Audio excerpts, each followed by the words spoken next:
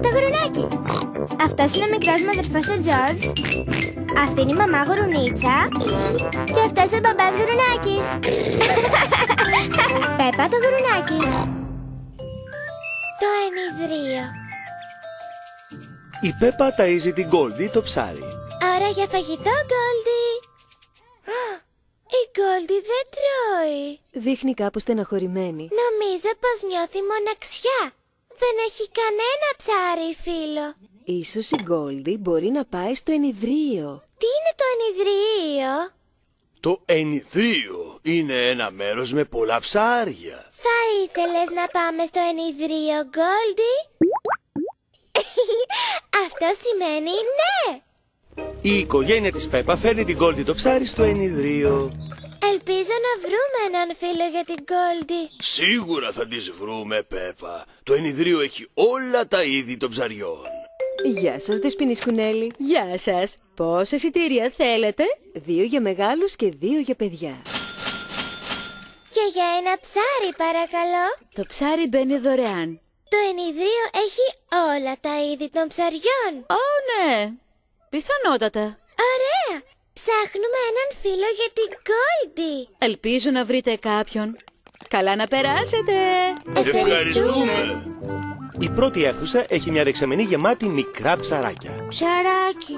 Παπά, εκατομμύρια μικρά ψαράκια. Fishy, fishy, fish, fish, swimming in the sea.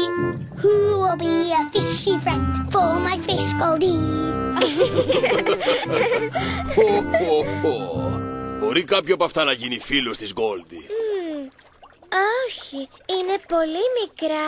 Ας δούμε τα ψάρια της επόμενης αίθουσας. Εντάξει. Εδώ είναι η Κάντι γατούλα με την οικογένειά της. Γεια σου, Κάντι. Γεια σου, Πέπα. Τι κάνετε εσείς εδώ? Ερχόμαστε εδώ συχνά. Είναι καλύτερα από το να βλέπουμε τηλεόραση. Μας αρέσουν τα ψάρια. Εμείς ψάχνουμε έναν φίλο για την Γκόλντι, το ψάρι. Τι είναι σε αυτή τη δεξαμενή? Εγώ δεν βλέπω τίποτα. Μπαμπά γουρουνάκι, υπάρχει ένα ψάρι ακριβώς μπροστά σου. Πού? Είναι ένα πολύ μεγάλο ψάρι. Λες να μπορεί να γίνει φίλος της Γκόλντι? Όχι, είναι πολύ μεγάλο. Δεν πειράζει. Ας πάμε στην επόμενη αίθουσα. Τι έχει αυτή η δεξαμενή? Δεινόσαυρος. Ο Τζόρτζ νομίζει πως βλέπει έναν δεινόσαυρο. Δεν είναι δεινόσαυρος, Τζόρτζ. Είναι ένα περίεργο ψάρι που το λένε υπόκαμπο. Ξέρεις πολλά για τα ψάρια. Ναι, μου αρέσουν τα ψάρια. Μπορεί ο υπόκαμπος να γίνει φίλος της Γκόλντι? Όχι. Μοιάζει πολύ με δεινόσαυρο. Έχουμε άλλη μια αίθουσα. Τι έχει αυτή η δεξαμενή? Τίποτα. Μόνο πράσινη λάσπη. Αυτή η πράσινη λάσπη είναι άλγη. Κάποιο είδος ψαριού θα πρέπει να είναι. Ένα ψάρι με μεγάλα μακριά αυτιά. Είναι ένα κουνελόψαρο. Είναι η Δεσποινή Σκουνέλη και φοράει στολή κατάδυσης. Καθαρίζει τη δεξαμενή των ψαριών. Η Δεσποινή Σκουνέλη λέει γεια σας. Η ομιλία είναι δύσκολη στο νερό. Γεια σας, Δεσποινή Σκουνέλη. Αυτή ήταν η τελευταία δεξαμένη. Δεν έχουμε βρει φίλο για την Γκόλντι. Τι είναι στην επόμενη αίθουσα? Αυτή είναι η καφετέρια του ενιδρίου.